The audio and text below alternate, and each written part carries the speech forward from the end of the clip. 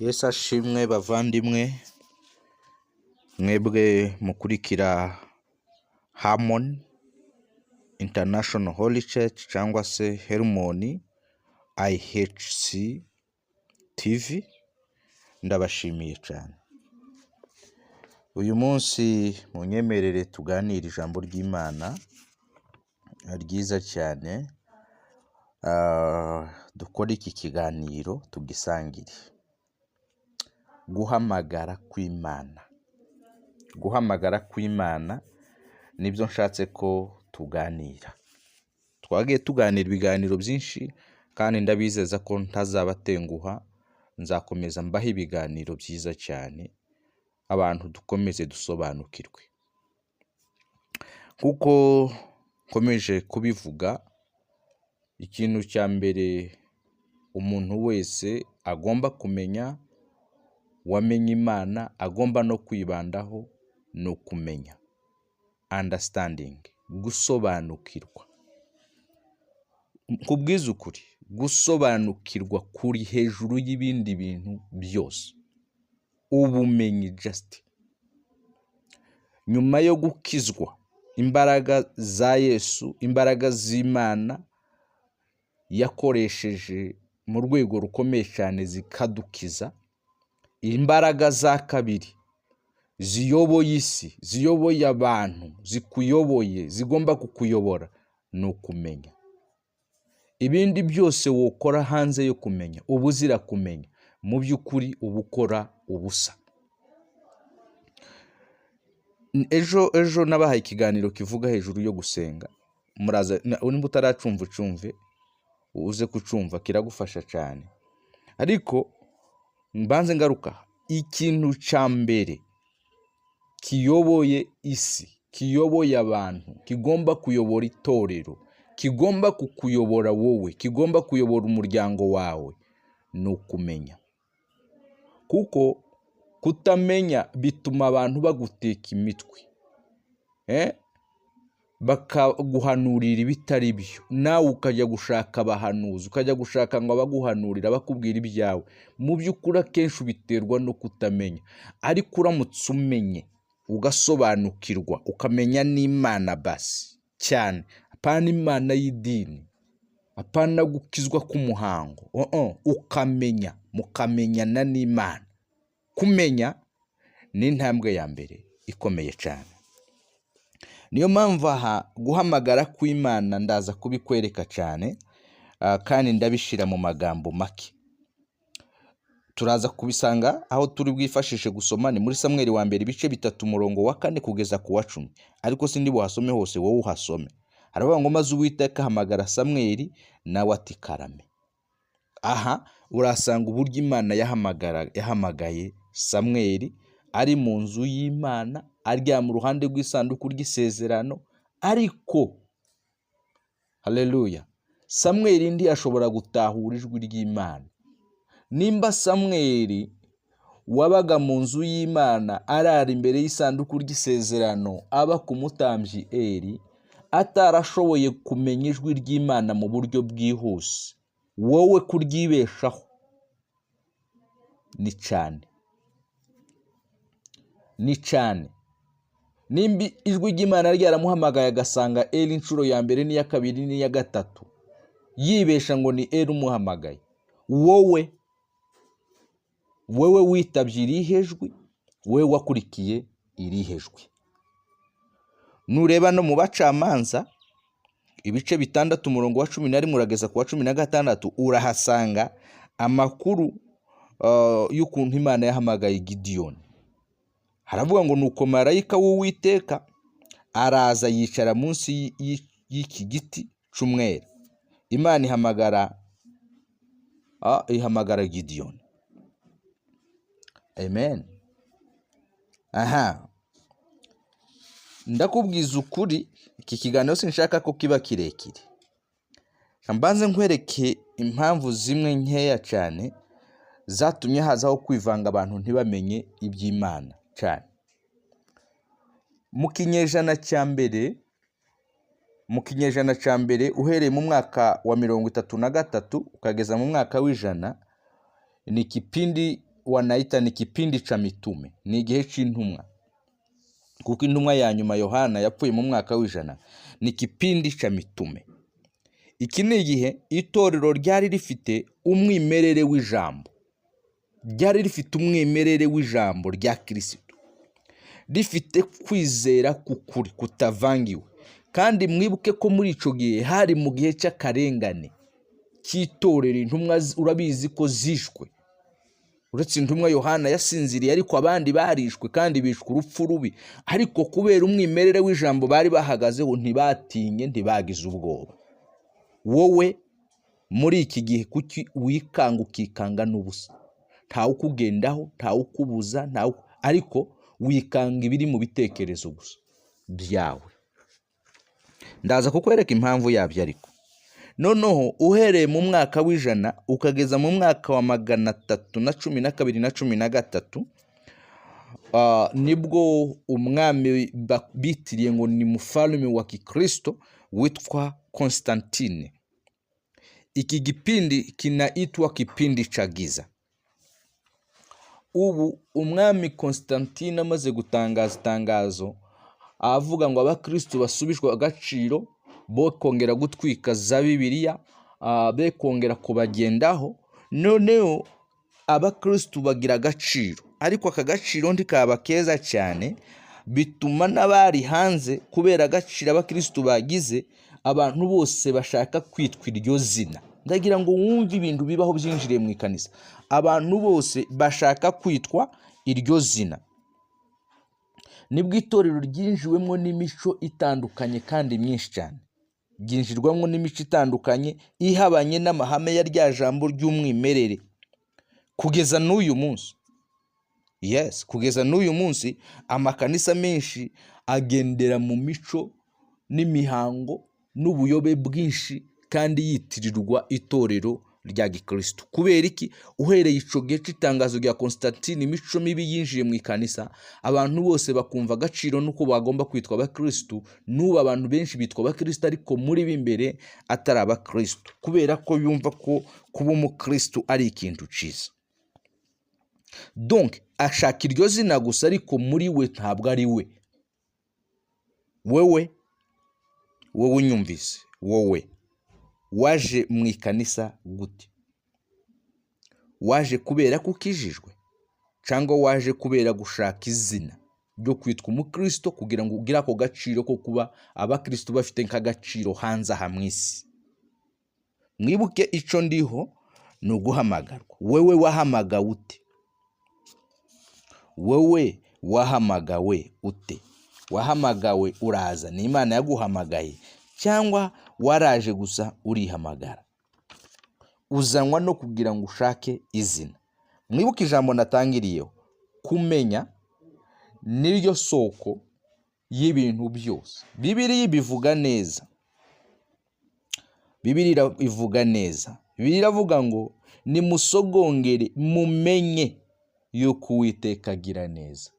Ijambo kumenya rirakomeye. Mumenye. Zaburi ibice 32 umurongo w'9. Nimusogongere mumenye yuko Uwiteka agira neza, hahirwa umuhungiraho. So ntabwo ari ukuza gusa ku Mana. Mbere y'ibindi byose ugomba kubanza ukamenya iyi Mana, ukamenya ico iguhamagarira, ukamenya ico yakuremeye, ukamenya ico uje gukora. Kuko Imana, umva iki kintu ni ciza cyane, umvira ijambo, ni ikiganiro ndi kuguha. Imana ihamagara umuntu ishaka kumukoresha. Ntabwo Imana ihamagara umuntu ishaka kumuha icubahiro. Tandukanye ibi bintu. Imana yiguhamagaye, wowe bishop, wowe pasiteri, wowe muvugabutumwa, wowe muririmbyi, wowe diakoni, wowe apostle, wowe Imana yaguhamagaye, yaraguhamagaye ngo igukoreshe. Ntabwo yaguhamagaye kugira ngo iguhe icubahiro, kuko icubahiro gusa ni ic'Imana.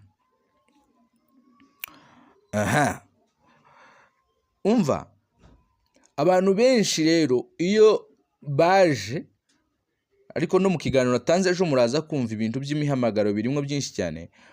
abantu benshi iyo baje akagirwa umupasiteri yumva ahawe icubahiro, yumva ahawe ikindi gitinyiro. No, Imana iraguhamagaye ngo igukoreshe, ntabwo iguhamagaye ngo uze wicare nk'umunyacubahiro, kuko icubahiro ni ic'Imana. Kandi iyi Imana iguhamagaye iba ishaka ko igukoresha ukayikorera mu kuri no mu mwuka, ukayikorera mu kuri no mu mwuka. Apana kubwire Imana iguhamagaye Imana iguhamagaye nta zindi nkunga igusaba. No, iragusaba kuyumvira no kuyizera gusa.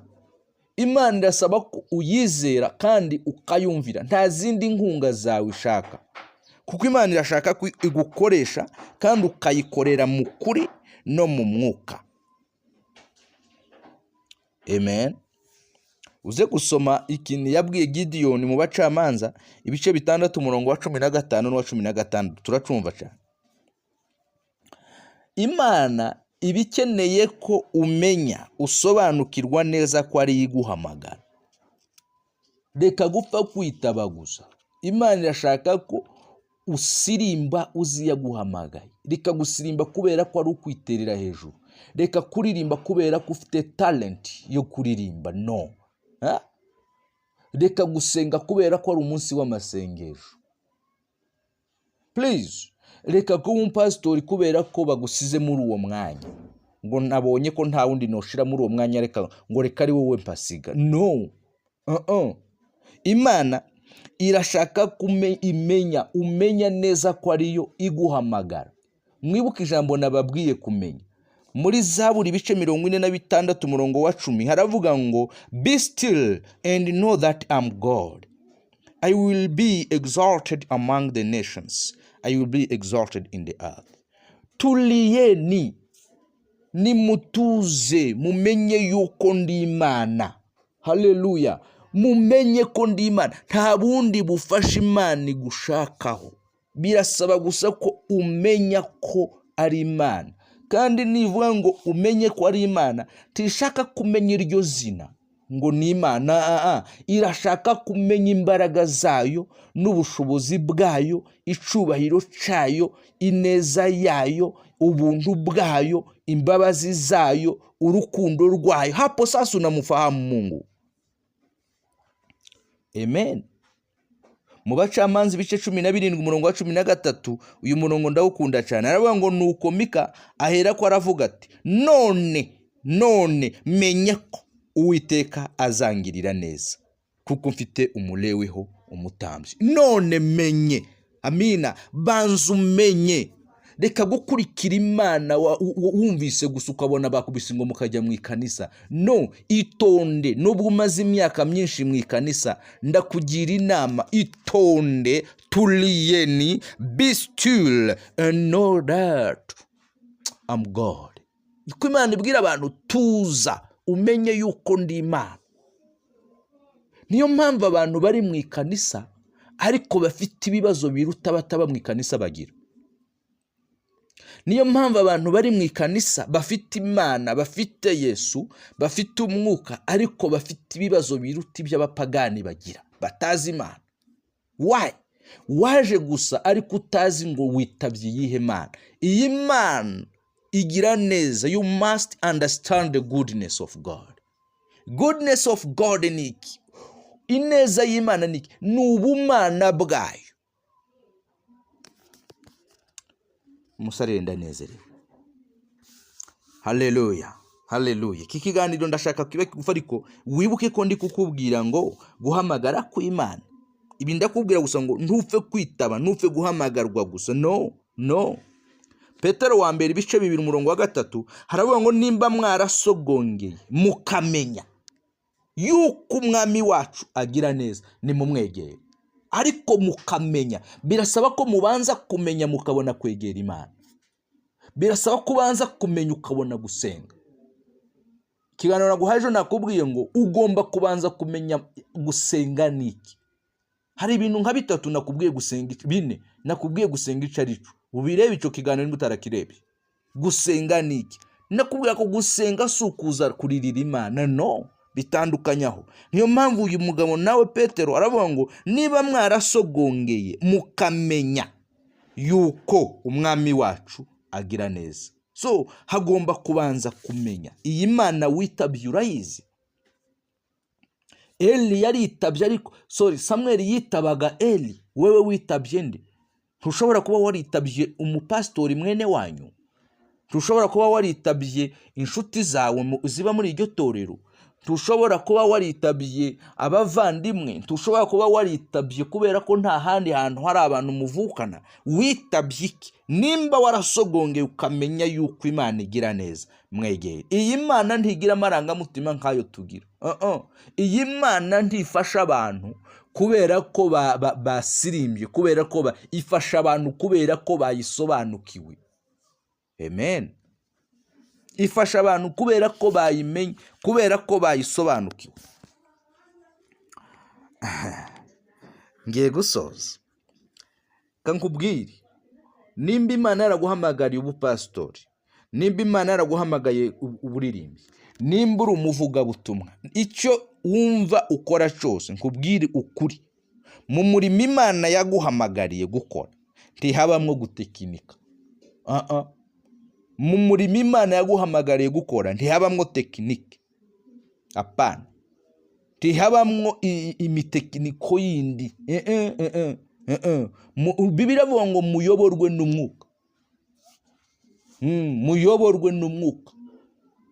Iravuga ngo abayoborwa n'umwuka nibo bana b'Imana. Donc iyi Imana iguhamagaye ntishaka ubundi ayandi mayeri. No, ahubwo tugendera ku isezerano twahawe. Wahamagawe, uhamagawe gukora iki? Niki kintu wahamagariwe gukora? Ejo nababwiye ngo hariho maeneo cyangwa se ibintu, inzego cyangwa se ahantu harindwi Imana ihamagarira abantu gukora ibintu bitandukanye. Hamwe muri aho ni business. Naguha urugero rwa business. Hari abantu bahamagariwe business, my friend. Wewe urayikora ikakuvuna, ariko umuntu wayihamagariwe ufite calling ya business ayikora mu buryo bworoshye. Hari abantu bahamagariwe ubupastori. Yes, n'abandi baba bapastori, ariko barya bahamagariwe igipastori babukora mu buryo buri simple, mu buryo bworoshye, kuko nico bahamagariwe, ariko wowe birakugora kuko wisanze mu bintu utahamagariwe gukora. Hari abantu bahamagariwe kubwiriza ubutumwa bwiza bw'ijambo ry'Imana, bavuga butumwa. Nawe urabikora gusa kubera amayeri n'ubumenyi n'ubutyoza, ariko ukabikora bikuvunye, bikugoye, wavuga ngo siko ngewe abantu batishima. No, urakora ibyo utahamagariwe gukora. So iyi Imana iguhamagaye rero ntabwo ibisaba ngo ubishiremo irindi tekinika. Imana yonyine kubera umutera nkunga muco yaguhamagariye gukora. Amen. Niyo mpamvu rero ugomba kwemera kuyoborwa n'umwuka. Ubisome mu Baroma 8:14. Iyo dukora umurimo w'Imana yaduhamagariye, ni ukuri. Iyo turi muri business y'Imana, iyo abantu bavuga business bakumva amafaranga, no. Iyo turi muri business y'Imana, Imana niyo ubwayo iyitera inkunga.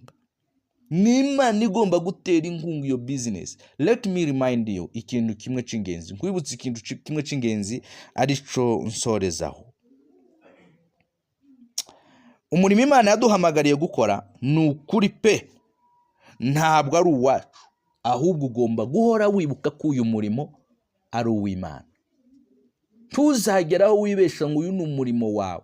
Ntuzageraho wibesha ngo iri ni itorero ryawe. Ntuzageraho wibesha ngo wibagirwe ico waje gukora, ngo uti inshingano usanga usigaye ukora ibindi bitajyanye n'ico Imana yaguhamagariye gukora. Maybe ushaka kuba ukora ibyo utahamagariwe, ariko nimba ukora ibyo wahamagariwe, ntuzigere wibagirwa ko umurimo atari uwawe, uri umugaragu wa nyirawo wagushize mu murimo. Praise God. Usome mu Baroma 1:1 urumva ukuntu Paulo yavuze ngo namenye neza ko nahamagawe kugira ngo mbe intumwa mbwiriza ubutumwa bwiza bwa Yesu Kristo. Wowe my friend, reka gusirimba kubera ko basirimba cyangwa kubera ko gifite izo mbaraga. No, kubera ikusirimba ahubwo reka gusenga kubera ko gusaba gutoye ngo usenge, ariko ahubwo usengeye iki? Reka kuba umupasitori kubera ko bari kukwinginga ngo uze ubupasiteri, ngo ni wowe ugomba gusimbura abantu bakugenderere ngo ngwino ube pasiteri. Va muri ibyo, menya ko umurimo ukorwa n'Imana yawuhamagariye gukora. Haleluya. Bavandimwe rero, bavandimwe, ni ikiganiro warahezaga. Wewe wahamagawe ute? Wahamagariwe gukora iki? Nta tekiniki iba mu by'Imana. Mu by'Imana tuyoborwa n'umwuka wera w'Imana. Haleluya. Mu by'Imana tuyoborwa n'umwuka wera w'Imana gusa. Imana nibaheza umugisha, Imana nibagirire neza, kandi nongere mbashimire yuko mukomeje kudushigikira, gushigikira Harmony mu kazi. Ubu simba nigisha nk'uri kwigisha kuri YouTube bisanzwe. Ubu mba nafashe umwanya ngasenga, wowe ufungura audio, mwuka wera kumvise iri jambo, mwuka wera akumvise iki kiganiro, kigira ico kikumarira muvandimwe, kigira ico kiguhinduraho, kigira ico gikora mu buzima bwawe, mu muryango wawe, mu rusengero uyoboye, kigira ico gihindura, ugira ico uhindukaho. Haleluya. Ugira ico uhindukaho. Mbambwiriza nk'ubwiriza abantu muri seminari, nk'ubwigisha abantu muri mwitorero, no bavandimwe, ndashaka kwira ijambo ry'Imana n'ibi biganiro bibahindura, bibakomeza, bibahindura, bibaha ubumenyi butandukanye, bukongera mu bwo mufite, icyubahiro cy'Imana kikazamurwa mu isi, tukabitabaza rimurikira ahacuza umwijima. Be blessed. Muhabwe umugisha n'Imana.